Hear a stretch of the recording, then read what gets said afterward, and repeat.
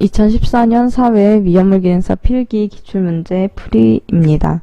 자, 2번 보시겠습니다. 영하 20도씨 이하의 겨울철이나 한랭지에서 사용하기에 적합한 소화기.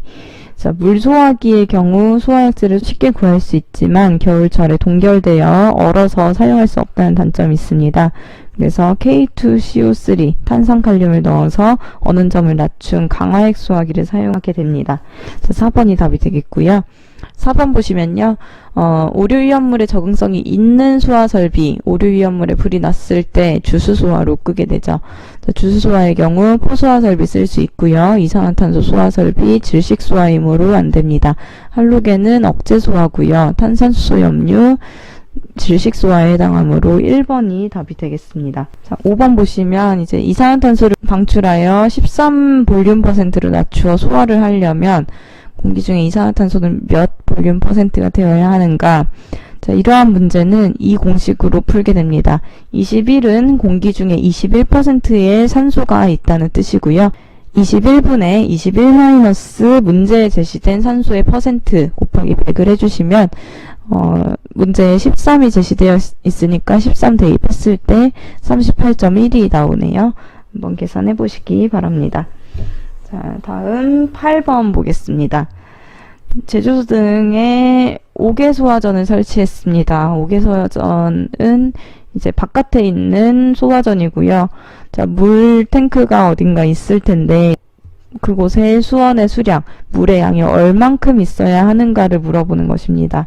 자, 수원의 수량 물어보는 문제의 경우 옥내 소화전과 5개 소화전에서 이제 문제가 나올 수 있는데요. 옥내 소화전의 경우 최대 5개 곱하기 7.8을 하고요. 5개 소화전은 최대 4 곱하기 13.5를 합니다. 지금은 5개 소화전이니까 이 식을 쓰면 되겠죠.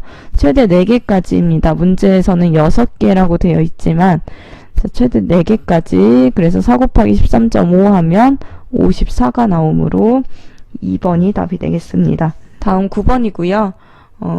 제조소 등의 관계인은 이러한 것을 서면으로 허가청에 제출하여야 한다.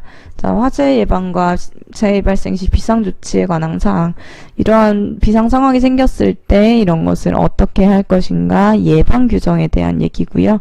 자, 여기 조건 읽어보시고 이것보다 더 중요한 것은 어느 제조소 등의 예방 규정을 정해야 하는가 꼭 암기하셔야 합니다. 다음 13번 보겠습니다. 자, 스프링클러가 사료위험물에 대한 적응성을 갖는 경우, 자, 사료위험물은 질식소화를 하게 되죠. 스프링클러는 물이 나오는 주수소화에 해당하는데 살수 밀도가 일정 수치 이상인 경우 촘촘하게 물이 내려오면 이것은 무상소화기. 자, 안개처럼 산소를 차단하면서 내려올 수 있기 때문에 질식 효과를 가질 수 있습니다. 밀도가 일정 수치 이상인 경우에 사료위험물에도 사용할 수 있습니다. 다음 17번 보시면요. 기체 연료가 완전 연소하기에 유리한 이유로 가장 거리가 먼 것은, 자, 일단 기체 연료의 경우 활성화 에너지가 크다. 공기 중에 확산되기 쉽다. 그리고 산소를 충분히 공급받을 수 있다. 분자의 운동이 활발하다. 이렇게 있는데요. 기체니까 공기 중에서 이동하는 확산이 되기 쉽고요. 표면적이 커서 산소를 충분히 공급받을 수 있습니다. 자, 분자가 서로서로 멀리 떨어져 있기 때문이고요. 분자의 운동이 고체, 액체, 기체 중에서 기체가 가장 활발하죠. 활성화 에너지가 작은 경우에 연소하기 유리한 것이고 기체 연료의 특징으로 설명하기는 어려울 것 같습니다. 1번이 답이 되겠고요. 18번입니다. 위험물의 소화 방법. 정린은 물과 섞이지 않죠. 그래서 물로 소화하고요. 황화리는 모래로 질식 소화. 자, 모래는 1류부터 6류까지 다 사용될 수 있습니다. 알루미늄은 물로 소화하면 어떻게 될까요? 수소 발생하면서 폭발할 수 있어서 안 되고요. 질식 소화. 자, 모래 1류부터 6류까지 다 사용할 수 있어요. 그래서 3번이 답이 되겠습니다. 다음 24번입니다. 자, 주유 취급소의 고정 주유 설비, 펌프기기 선단에서 최대 토출량으로 틀린 것. 자, 우리 주유소에 가보면 주유해주는 이런 네모난 기기가 있어요. 이런 것을 고정 주유 설비라고 하고요. 주유기에서 나오는 토출량을 이렇게 법령으로 속도를 정해놨어요. 자, 휘발유의 경우에는 분당 50리터 이하 맞고요. 경유 180, 등유 80. 그리고 제1석유류 휘발유 제외하고는 분당 50리터 이하라고 되어 있는데, 자, 4번에 제1석유류 휘발유를 제외하고 아닙니다. 휘발유 포함해서 모든 1석유류 50리터 이하로 토출량을 정하도록 되어 있습니다. 그래서 4번이 답이 되겠습니다. 29번을 보시겠습니다. 29번 보시면 저장할 때 필요한 보호물질로 옳게 연결한 거. 황린의 경우 물에 저장하죠. 그리고 칼륨은 석유, 등유나 경유, 그리고 이氧화탄소는 물에 저장합니다. 금속, 나트륨, 등유나 경유에 저장해야 합니다. 자, 이氧화탄소는 물에 녹지 않고요. 물과 반응하지 않기 때문에 이제 물 속에 저장을 해서 가연성 증기 발생을 억제하기도 합니다. 자, 다음 30번 보시면요. 인화점 50도씨. 자, 인화점의 의미를 잘 알고 있는지를 물어보는 건데요. 자, 인화점은 점화원에 의해 불이 붙는 최저 온도. 자, 점화원에 의해서 불이 붙기 위해서는 가연성 증기가 이제 연소 범위 하한에 도달을 해야 됩니다. 자, 너무 가연물만 있어도 안 되고 너무 산소만 있어도 불이 붙지 않아요. 연소 범위에 해당해야 불이 붙게 되는데, 점화원에 의해서 이제 연소 범위의 하한에 해당할 때, 그래서 2번에 해당하는데요. 액체의 온도가 50도씨 되면은 가연성 증기를 발생해서 이 증기가 점화원에 의해서 인화하는 점, 이것을 인화점의 정의라고 보시면 됩니다. 자, 34번이 보겠습니다. 이氧화탄소 기체는 수소 기체보다 몇 배 더 무거운가? 자, 분자량을 가지고 비교하면 되겠는데요. 수소는 원자량 1 곱하기 2 하면 분자량 2가 되고요. 이氧화탄소는 12 더하기 32 곱하기 2 하면 76입니다. 자, 이렇게 됐을 때 이氧화탄소는 수소의 몇 배? 자, 곱하기 32를 해야 76이 되죠. 그래서 3번이 답이 되겠습니다. 자, 36번 보시면요. 벤젠에 대한 설명. 자, 벤젠은 이렇게 육각형인데 이 안에 동그라미 이렇게 생긴 걸 우리는 방향족 탄화수소라고 하죠. 자, 휘발성이 강한 액체입니다. 맞는 말이고요.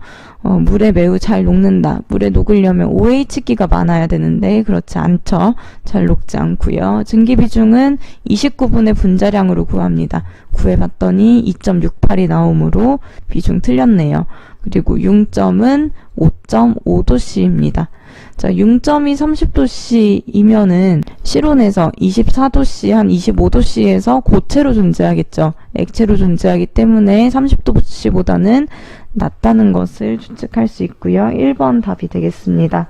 다음 39번 보시겠습니다. 질화면을 강면약과 양면약으로 구분하는 기준입니다. 자, 질화면이라는 것은 니트로셀룰로스인데요.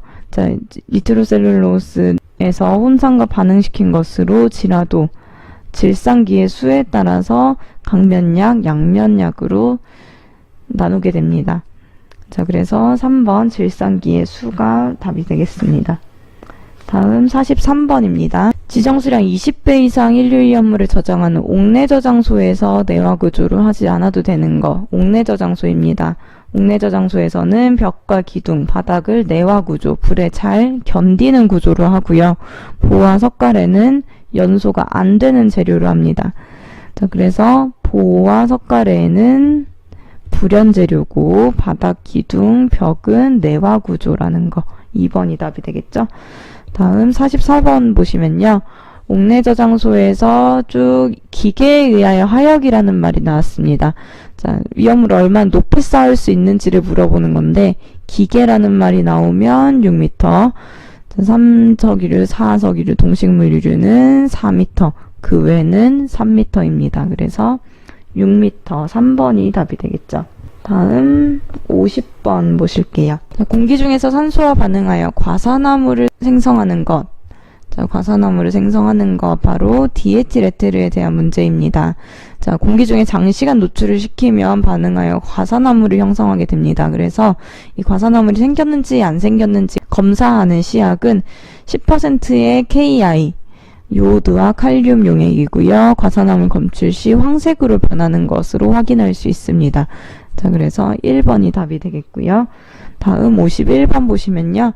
제1류 위험물 중에 과산화칼륨을 다음과 같이 반응시켰습니다. 과산화칼륨 K2O2가 되겠죠. 물과 반응시켰을 때 무기과산화물 중에서도 알칼리 과산화물은 뭐를 발생시키나요?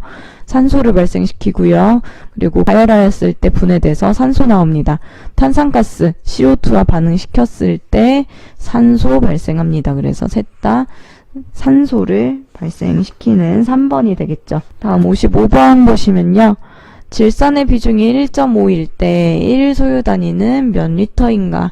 자, 소요 단위는 위험물의 경우 지정수량 곱하기 10으로 계산을 합니다. 질산은 지정수량 300kg이고요. 300kg인 경우에 1 소요 단위는 곱하기 10을 해서 3000kg이 1 소요 단위가 됩니다. 자, 비중이라는 건 밀도의 비를 의미하는데 고체와 액체의 경우에는 물의 밀도를 기준으로 해당 고체나 액체의 밀도를 비교합니다. 자, 질산은 액체이므로 물의 밀도 1kg/L일 때 질산이 1.5kg/L임을 의미하므로 밀도는 부피분의 질량. 그래서 우리가 구하고 싶은 건 부피니까 밀도분의 질량을 해주면 되겠죠. 밀도는 1.5kg/L. 자, 비중에서 물이 1이기 때문에 나머지 값 그대로 이제 질산의 밀도가 되는 거고요. 밀도분의 소요 단위 3000kg 해주면은 2000리터가 답이 됩니다. 자, 4번입니다. 자, 다음 59번 보겠습니다. 건축물 외벽이 내화 구조이며 연면적 300제곱미터인 어디 저장소입니다. 자, 제조소, 저장소, 취급소, 소요 단위 기준 이렇게 되는데요. 제조소와 취급소는 묶어서 100에 50이고요. 저장소는 150에 75입니다. 150은 내화 구조, 불에 잘 견디는 구조일 때 범위가 넓고요. 불에 잘 견디는 구조가 아닐 때 75제곱미터로 면적이 작습니다. 그러면 150제곱미터일 때 1소요 단위니까 300은 2배에 해당하죠. 그래서 여기 2소요 단위가 되겠습니다. 2번이 답이 되겠네요. 자, 여기까지 2014년도 2회 기출문제 풀이 마치겠습니다.